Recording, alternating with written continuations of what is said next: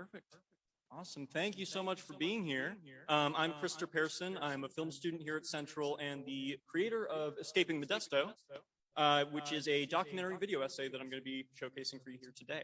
I just want to briefly introduce the film and explain some of my inspiration for it. Ever since I was very young, I've had a fascination for Star Wars, like a lot of people have for the past 45 years. And I'd say that if there's one thing that I was to attribute my passion and interest in filmmaking and my goal to pursue becoming a filmmaker to, it would be Star Wars and its creator, George Lucas, who is the subject of this documentary. I've sort of inadvertently been researching this ever since I was about 5 years old, since I've had such a fondness for Lucas's films and you know, have been so into Star Wars. I've sort of been preparing for this project for basically my entire life. But in special preparation, I read literature on film history and film analysis, as well as dozens of books on George Lucas, dozens of documentaries, and countless hours of interviews. I've heard George Lucas's voice probably more than most people ever will or should have in their entire life. It sort of culminated in this video project that is an analysis of George Lucas's early life and his filmography, comparing the consistent theme of escape that links the two together, analyzing and critiquing his upbringing with his movies in order to look at George Lucas through the lens of auteur, as an auteur filmmaker, essentially viewing him as the creative owner, so to speak, the author of his works. George Lucas is someone who's been criticized a lot over the history of his career for releasing special edition cuts of his movies, new releases that add CGI, change sound, change visuals, and he prevents his original unaltered theatrical versions of the movies that were shown in movie theaters during their release from being seen, which has led to a lot of criticism from fans in Hollywood and critics. Escaping Modesto is somewhat of a counter to that very popular view. So I hope that, if nothing else, it will prove to you that George Lucas is an authentic auteur filmmaker. So without further ado, I hope you enjoy Escaping Modesto. All right, enjoy.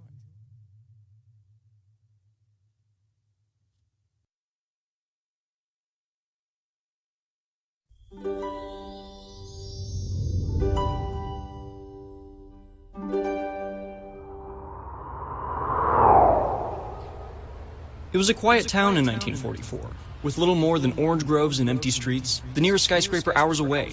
There wasn't much for a young boy to do but look to the stars and dream.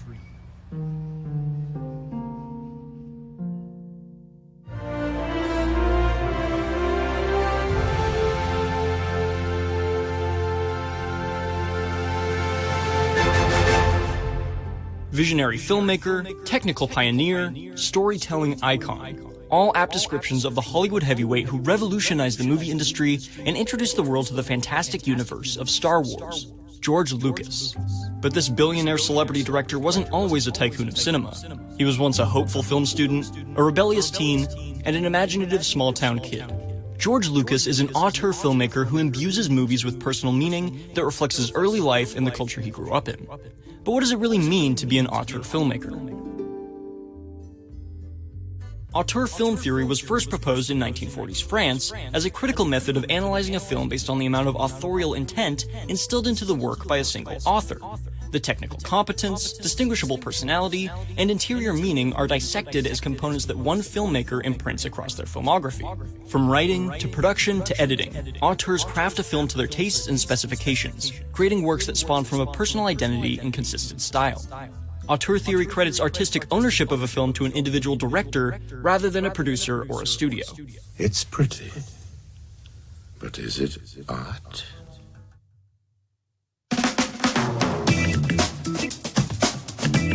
The year is 1964. The University of Southern California is one of the best film schools in the country, and George Lucas has just arrived. From a town of 40,000 to the city of 2.5 million stars, he's immediately smitten by the possibilities Los Angeles promises. He rents a rundown house on Portola Drive for $80 a month and watches dozens of films a week. He's able to get a hold of a movie camera, and he makes good use of it. With tone poems, experimental films, and award-winning shorts, he quickly becomes the star student of the class of '67. He creates stories based on his passions, driving, speed, science fiction, radio, and current events that earn him scholarships and special opportunities to work on film sets. He's USC's Wunderkind of the decade. Like most college students in the 60s, Lucas is a jaded young person with the aspiration to influence political change. Anti-war messaging, themes of freedom, and cautionary tales about the rise of authoritarian societies feature heavily in student films like Look at Life, Freiheit, 14208, and in Electronic Labyrinth THX 1138 4EB. I regret to inform you that your mate, THX 1138, destroyed himself at 4:52:39. All possible efforts were made by the authority to prevent this tragedy. This short in particular catches the eyes of future collaborator Steven Spielberg and newfound friend Francis Ford Coppola, with whom he makes the move back to the San Francisco Bay Area to found independent film production company American Zoetrope. Here they plan to establish Hollywood North, breaking away from the old-fashioned studio system with revolutionary ideas about the freedoms auteurs deserve to realize their visions. They strike a $300,000 deal with Warner Brothers to develop 7 screenplays for distribution. The first film the troupe plans to make, and the one that will determine the success or failure of the American Zoetrope endeavor, is written, directed, and imagined by George Lucas.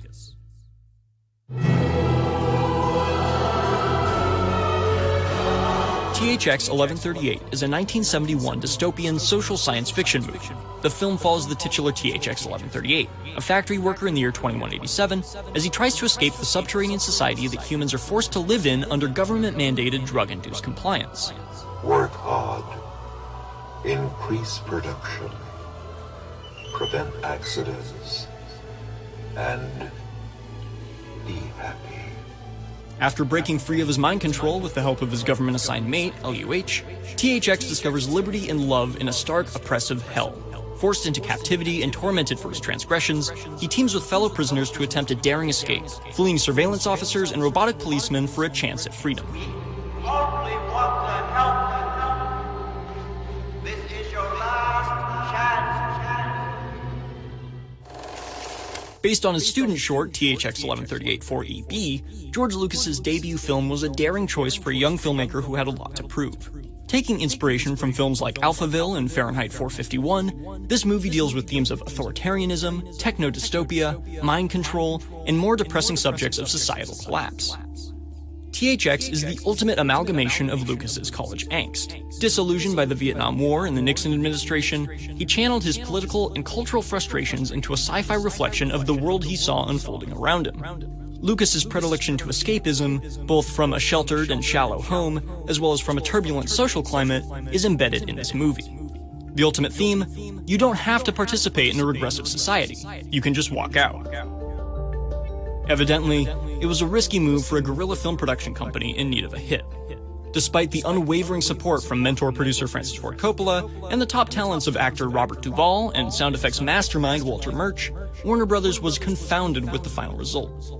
Finding the film bizarre and inaccessible to general audiences, the studio not only cut 5 minutes against Lucas's passionate protests, but canceled the $300,000 American Zoetrope deal altogether. THX 1138 was the proving grounds for a highly venturous and revolutionary concept, and it proved to be the death of that dream.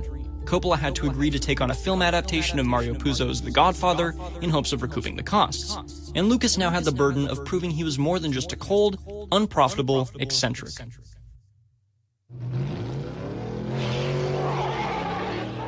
The year is 1962, and George Lucas has just purchased his first car, an Auto Bianchi Bianchina, an unassuming Italian minicar based on the Fiat 500. Though it doesn't look like much, Lucas loves it.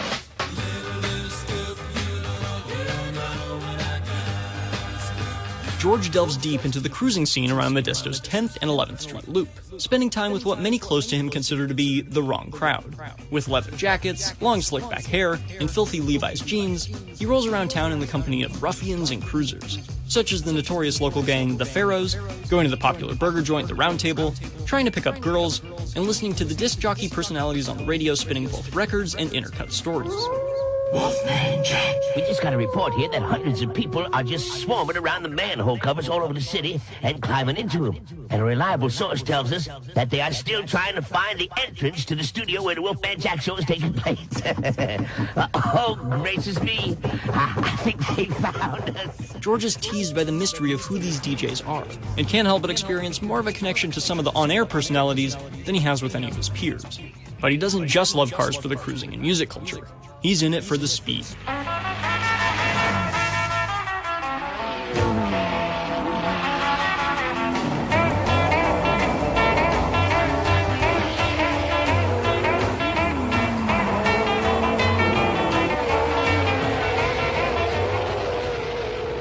He enjoys his ride as a hot rod racer, and soon, he's entering track and drag races, and doing well. With a small, light driver and a small, light car, he can fly around sharp corners much faster than any of his opponents. He begins to take home trophies for his efforts. If he isn't cruising or racing cars himself, he's serving as pit crew on the local race car circuit. This is his passion, his obsession. It's now the evening of July 12th. George Lucas is just 3 days from graduating his senior year at Thomas Downey High School, if he can get his D+ grades up, that is, unsure of exactly what his future holds. He's driving in his souped-up Fiat after spending an evening frantically studying at the library, on the road that leads back to his home, the same road that he and his peers cruise regularly. At this very moment, a classmate of Lucas's, Frank Ferreira, tries to pass him on the left going 87 miles per hour. George doesn't see him, as he takes the turn into his family's driveway. Ferreira's heavy Chevrolet Impala broadsides the driver's side of Lucas's tiny racer. The Bianchina rolls. On its third flip, the heavy racing belt restraining a now helpless Lucas snaps, flinging him from the open-roof vehicle. It rolls a total of 7 times before wrapping its chassis around one of the Lucas family's walnut trees. The screeching of tires and smashing of metal comes to a halt. A bystander rushes to the scene, pulling a mangled teenager mere feet from the wreckage of a little Italian car.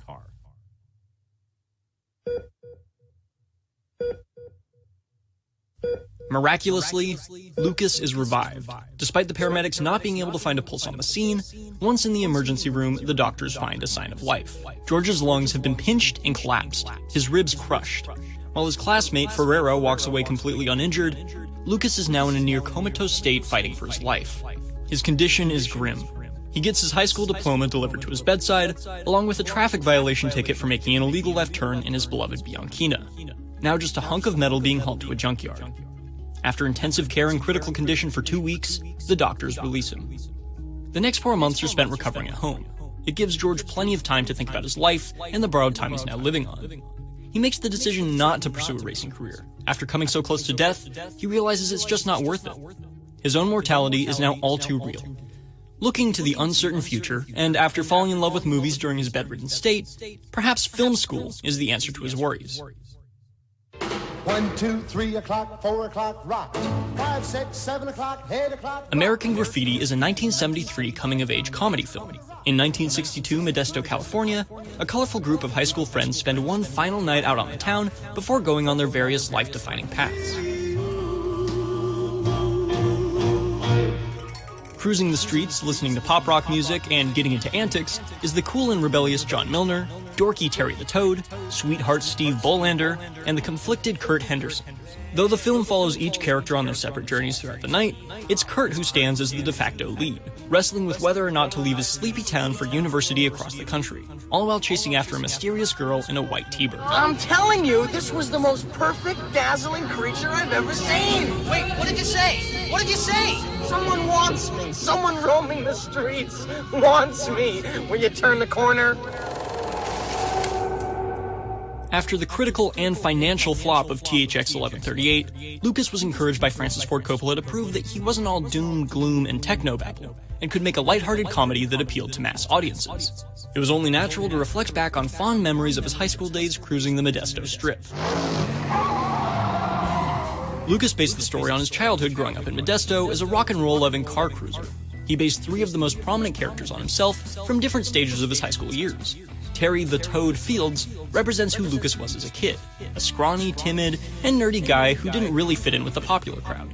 After a few years, Lucas grew an interest in drag racing, becoming a cruiser who cared about nothing more than picking up girls and driving fast, represented by hot rod John Milner in the film.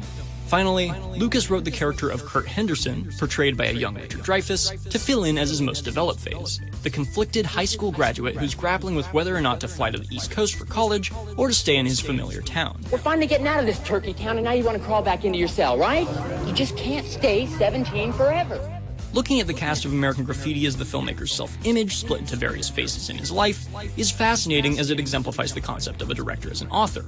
This behind-the-scenes background gives the movie an unparalleled honesty, giving even the most outlandish jokes and gags a lived authenticity. Hey, I like the color of your car there, man. What's that supposed to be? Sort of a cross between piss yellow and puke green, ain't it? Your car's uglier than I am. That didn't come out right. American Graffiti is auteur new cinema, focusing on the relatable coming-of-age teen comedy genre in a very sophisticated way while telling an intensely personal story. With its technical innovations, broad appeal, and embrace of the filmmaker's voice, American Graffiti is one of the most recognized films of the early 70s. But like with THX 1138, the studio didn't believe in Lucas's film. Despite an astounding test screening, where the preview audience reportedly roared with laughter and adored every moment raucously, studio executives obstinately saw the film as a mess. Due to one producer's personal hatred for the movie, Universal chose to cut multiple scenes. The lack of control enraged Lucas. He would go on to say of the experience, "They were simply coming in and putting a crayon mark on my painting and saying, 'Hey, don't worry about it, it's just a crayon mark. It's just an arbitrary exercise of power, and it irritates me enormously.'" Despite studio doubts, American Graffiti became one of the greatest returns on investment in Hollywood history, making over 257 times its budget at the box office. Audiences loved the comedy, music, and comforting nostalgia of the early 60s, and it made George Lucas a household name. Lucas proved he had the potential to strike gold and win over the hearts and wallets of the public. With reinforced confidence, he vowed to never relinquish creative control to the studio again.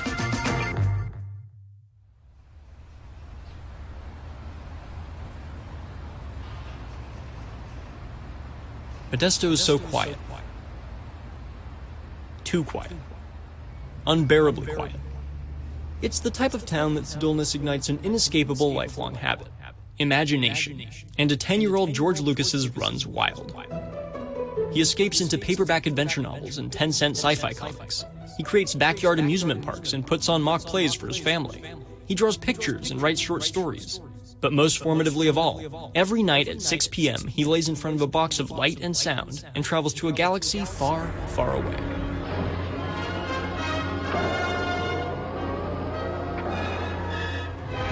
The dynamic images and tales of Flash Gordon will stay in his mind for decades to come, transporting him away from his quiet walnut ranch with the dream of escaping to bigger worlds.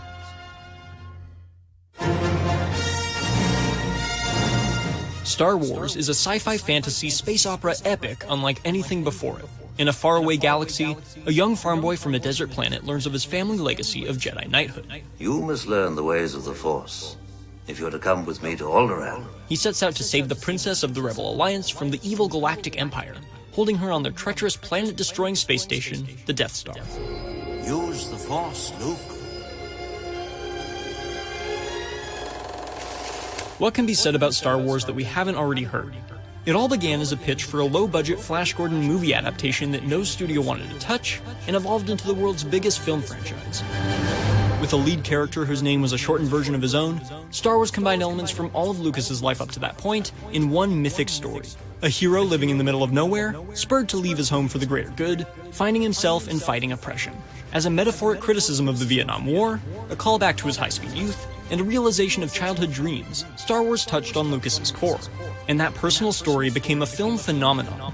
But it wasn't an easy road to reach that point. To accomplish the lofty ambition of cinematically building a universe of galactic proportions, Lucas had to spend 5 years in writing and development, shoot the entire film on a small budget with an unsupportive crew in just a few weeks, and build an entire special effects house from the ground up. After having wrapped shooting on the live-action portions of the movie, he returned to Van Nuys to oversee the work of his new visual effects house, Industrial Light and Magic, which needed to have 350 shots completed before release. In his absence, they had finished just 3. Lucas began having panic attacks. His stress rose through the roof. He felt chest pain and then heart palpitations. The overworked director checked himself into the hospital, where he was diagnosed with stress-induced hypertension, and was urged by his doctors to remove all stressors immediately. With release just a few months away and his movie in a shambles, Lucas refused. Though it nearly killed him, Lucas eventually released Star Wars and had a runaway hit, one that he had total control over. It became the epitome of blockbuster success. But that didn't mean his highest ambitions had been met.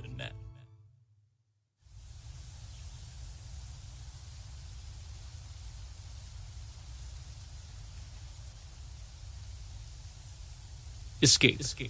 George Lucas had escaped Modesto just like THX escaped his subterranean society.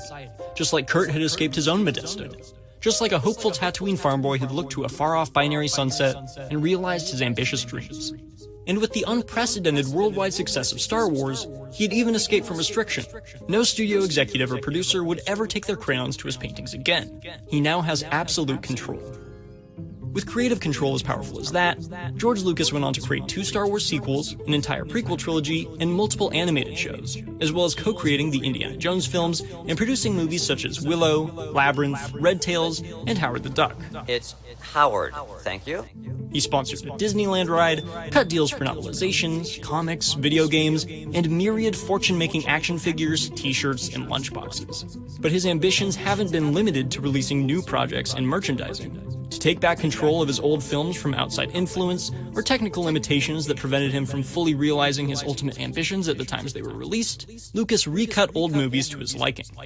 American Graffiti, though largely spared, saw most of its changes in 1978, when scenes cut by the studio were added back in once Lucas had the weight of Star Wars to enforce his original version. There was also a minor digital enhancement in 1998 with a composite sky replacement. Though 5 minutes cut by the studio were added back to the film in 1977, THX 1138 saw its major changes in 2004, when Lucas completely overhauled many scenes with computer-generated imagery. Robot police, racing vehicles, and shell dwellers were all replaced with CGI copies. The factory line and underground highway set pieces were practically changed past recognition. But it's Lucas's first foray into director's cuts that earned him his infamy for recutting. The Star Wars Trilogy, Special Edition. The 1997 Star Wars Special Edition ushered extreme visual alterations to the film and its sequels. Color retiming, changed sound design, CGI additions, replacements, and enhancements, and deleted scenes now added, altered with CGI, and then altered again. Star Wars has been subjected to these changes repeatedly over the past 25 years to the chagrin of fans and purists. Re-releases in 1997, 2004, 2011, and 2019 all proved to be critically condemned, though far from unprofitable. But most contentiously, none of these films have ever been released for high-definition home viewing on physical media or through streaming in their theatrical states, with fans growing desperate enough to fund multiple unofficial fan-created restorations of the original movies in the name of film preservation. This dark chapter in Lucas's legacy has led to him being criticized as inflexible, egotistic, and revisionist, essentially erasing film history and obscuring his now classic movies behind late 1990s and early 2000s visual effects, which many feel lack the charm of the originals and, in some ways, feel more dated than the practical effects of the 70s and 80s. We seem to be made to suffer. It's our lot in life. In 1988, alongside Steven Spielberg, Mr. Lucas went to Washington to speak in front of a subcommittee, vouching for something close to his heart: film preservation and the prevention of altering classic cinema. During this time, media magnate Ted Turner had purchased the rights to $1.2 billion worth of classic movies. He began re-airing acclaimed black and white films in gaudy, colorized remasters across his syndicated networks. This created an outcry from Hollywood filmmakers, critics, and cinephiles alike, and with the persistence of celebrities like George Lucas, ultimately encouraged the Library of Congress to establish the National Film Registry, a collection of films selected for their historical, cultural, and aesthetic contributions to cinema, all preserved in their original format. Electronic Labyrinth, American Graffiti, and all 3 original Star Wars films have been inducted into the registry. In part due to his preservation efforts and its historic importance, Star Wars was one of the first films inducted into the registry. Despite this recognition, Congress has yet to receive an unaltered theatrical film print of any one of them.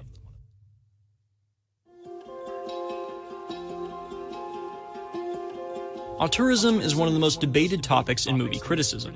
After all, movies are made by hundreds, if not thousands of people, and ascribing the output of all of their efforts to just one person could be considered dismissive of the filmmaking process. But with Lucas, there's a through line in his filmography that inextricably links himself to his art: escape.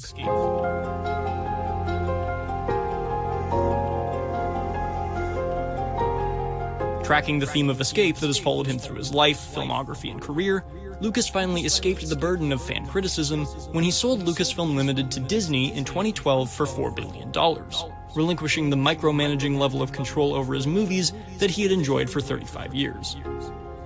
As a creative force who has always valued intense control over the sci-fi, comedy, and fantasy stories that couch his intimate personal background and worldview, it's unsurprising that he would wish to tighten that hold. He has described these movies not only as his paintings, but as his children. To cut 5 minutes from a film would be like cutting off a finger. To a studio executive, it's a trim for runtime, but to Lucas, it's an assault. This attitude has seemingly left him impervious to criticisms on what he does with his art, and perhaps rightfully so. This is someone whose movies were picked apart and recut by studios, who nearly died trying to finish a film, who was given absolute power upon entering major success after being barred from it, and who finally was able to release his ultimate versions of the movies as he always wanted them to be, only to be derided by the fanatical audience he had fostered. But if we are to describe his movies as precious works he wants to shelter from harm, his own attacks suddenly seem most malicious. He has shared these paintings with the public, made the world fall in love with them, and then took his crayon to them. But it is his own crayon. Auteur theory encourages us to analyze consistent themes, visual marks, technical flourishes, and maybe even theorize about autobiographical through lines.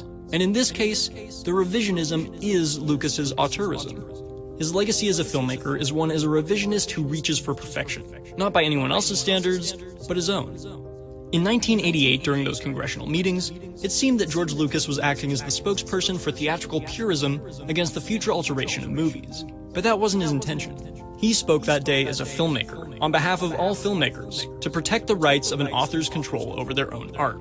He proclaimed that outside forces should not have the ability to adulterate the works of the original filmmaker. But George Lucas is not an outside force to his own films.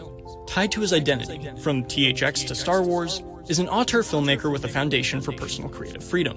It's easy to say that George Lucas is an egomaniacal billionaire who refuses to listen to those around him. But it's just as easy to say that he's a dreamer, grasping at control over his personal stories, promoting the freedoms of auteurs to imagine without limits. Technical limitations, creative limitations, limitations of power, Lucas has never let any of these stand in his way.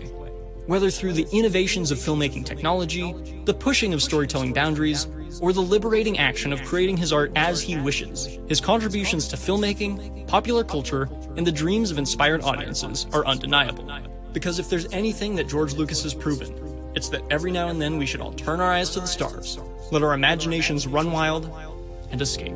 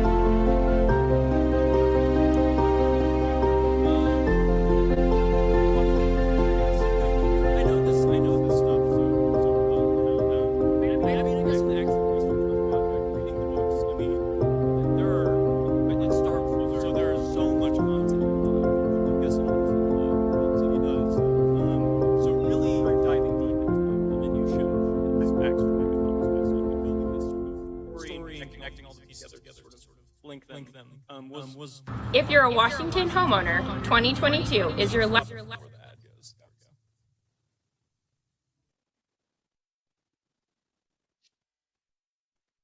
Any more questions? Sweet. Perfect. Well, thank you so much.